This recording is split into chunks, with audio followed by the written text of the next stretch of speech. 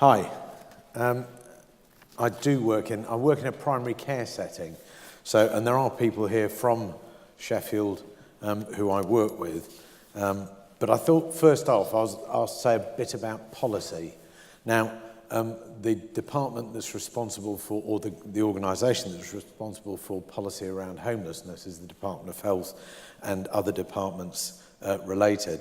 So I'm not going to talk about the commitment to eliminate rough sleeping by 2027, or the Homelessness Reduction Act, or indeed the duty to refer, even though that is rather important coming up later this year, that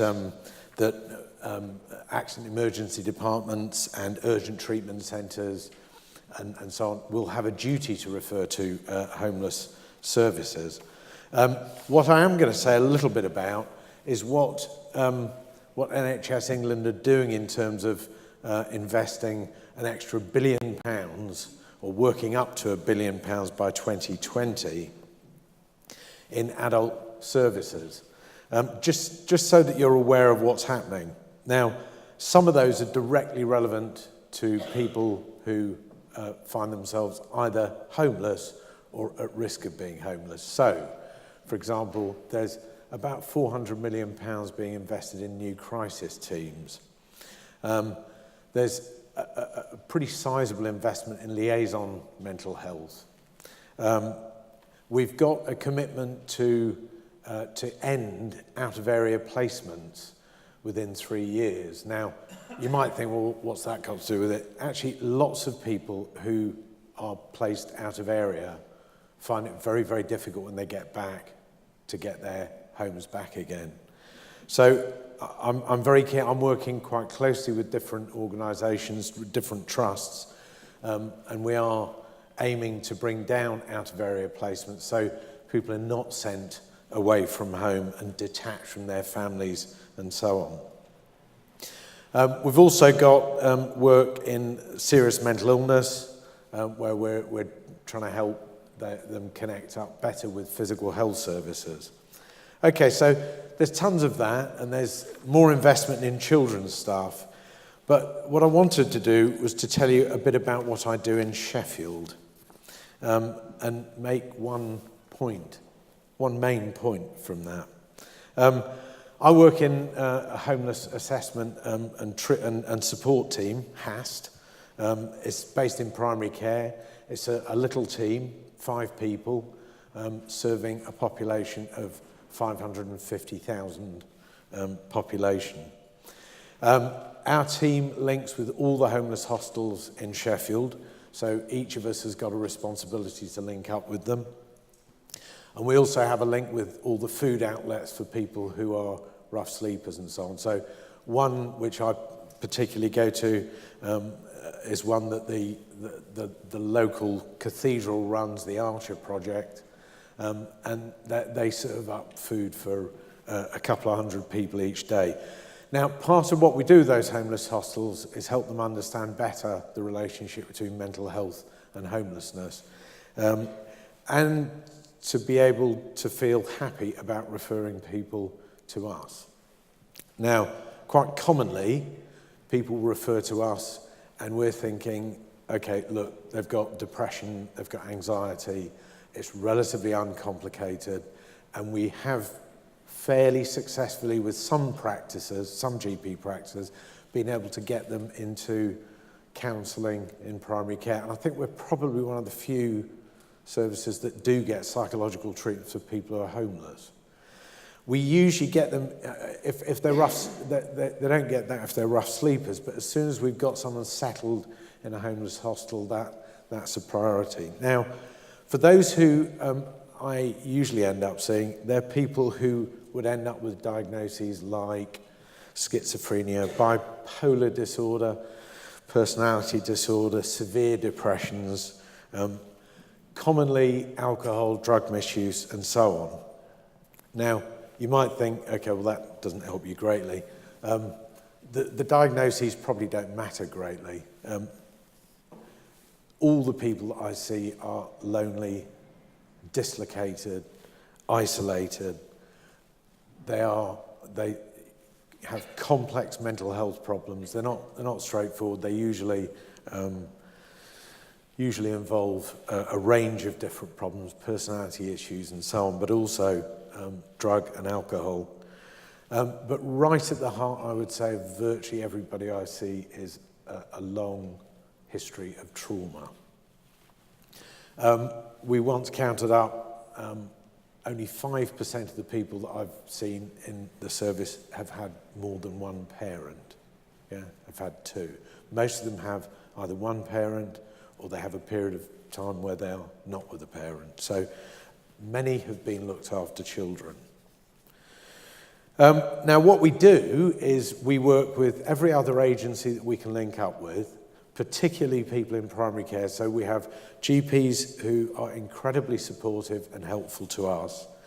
And as a consequence, we try to be very helpful to them. We work as far as possible to help with rehousing, to get benefits, to get their physical health sorted out. We link up with our local alcohol service and drug service, so we link with them. And we also do smoking cessation whenever we can. We don't always persuade people. And over time, get people into exercise programs and even into volunteering and sometimes, occasionally, work. Now, the way we do that is we build a virtual team around the individual, okay? And part of that, not for everybody, but for those who are very complex, that involves me usually spending a fair bit of time with them. And I'll now say, I'm going to give you 3 stories of people that I've worked with, just to give you a flavour of what sort of people come in. And this isn't exhaustive, it's just to give you a sense. Okay, so one who I'm going to call Andy, who turned up with us in his early 50s.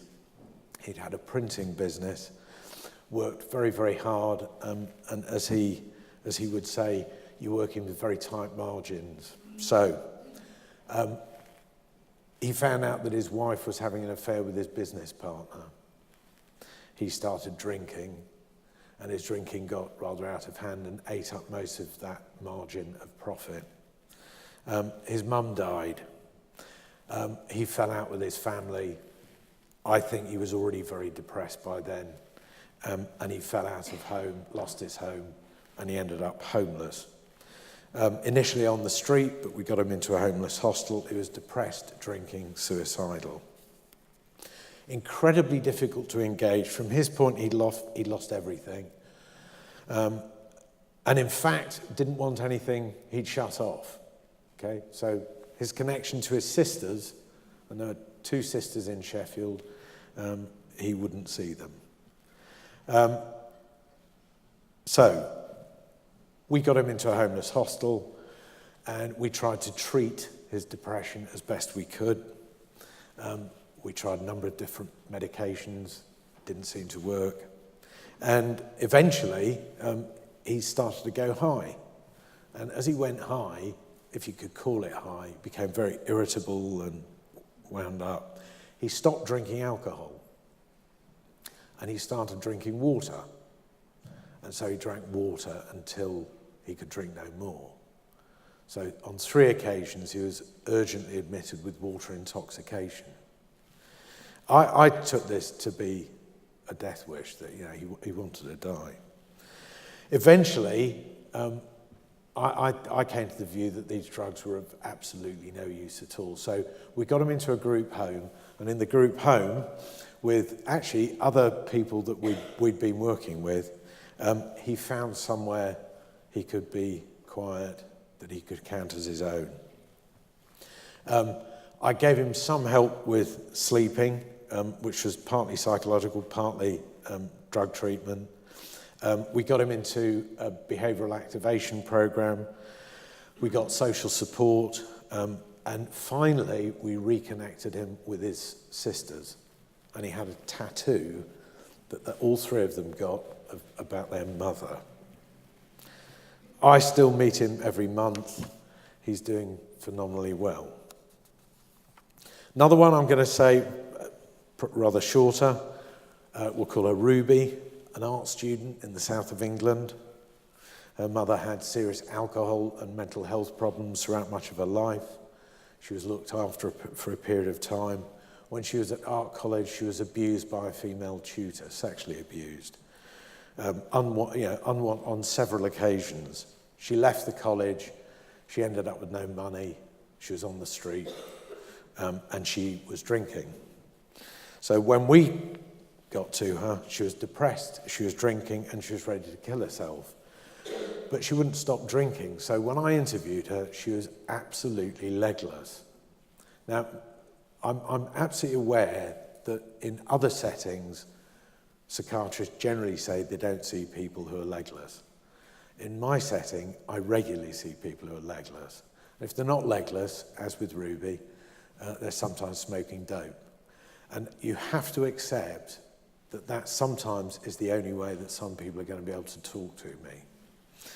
Over time, we found a time of day where Ruby could talk to me without having had either a smoke or a drink.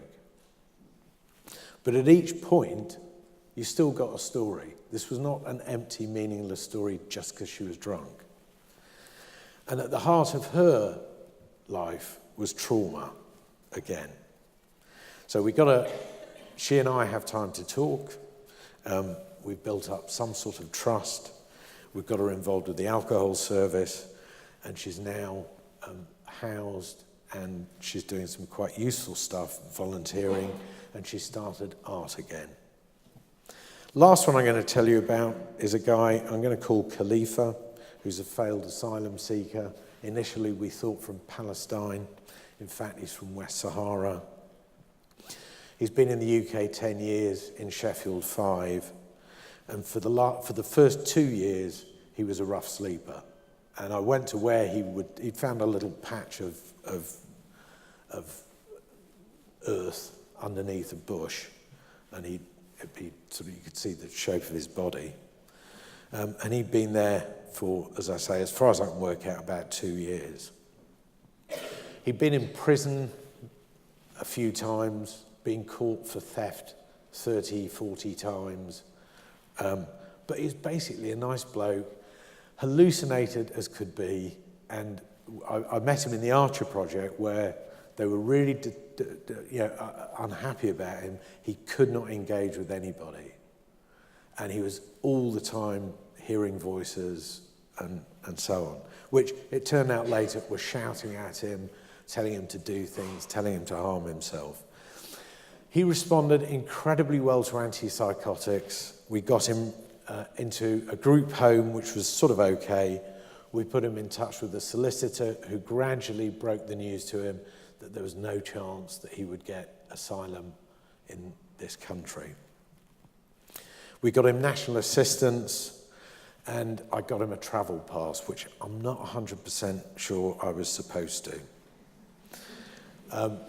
He's got a GP, and I see him fairly often, but we are the only people who see him. There is nothing else for people who have failed asylum seekers. The NHS is possibly the only organisation that can do anything. And when people are trapped like this, there's no way he'll get asylum. No one's going to deport him. It's, humanity.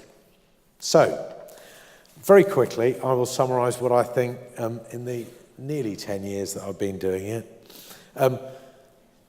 It's not just a roof over people's heads, as I'm sure you all know. It's actually a home, somewhere someone can feel is theirs, where they can feel safe, which on the street or in homeless hostels, it's not safe.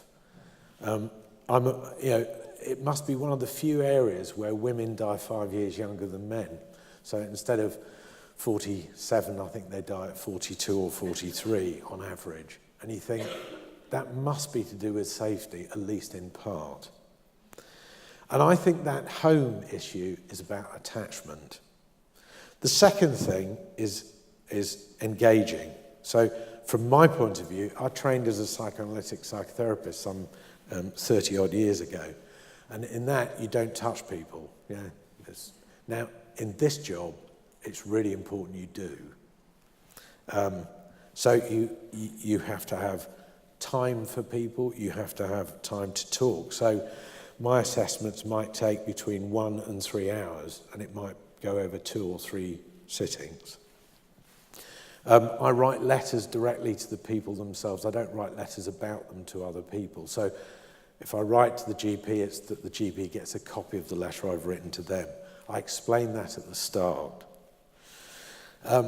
You've got to be careful about transferring people from one service to another. They feel abandoned. And you've got to have psychological understanding at the heart of what you do. So put that all together, home and what we do, and attachment becomes a big theme. The same goes for the team that you put around them. Everybody has to understand what that person's needs are, and there has to be good communication. And in the end, the aim is not to treat their mental illness, even though that's what we do. It's to help them reconnect to a world. So if there's anything I do want to say, and I've had conversations with a few people here already, is an absolute prerequisite for helping people who are homeless is to form an attachment that means something to them. And then you might be able to help them. Thank you.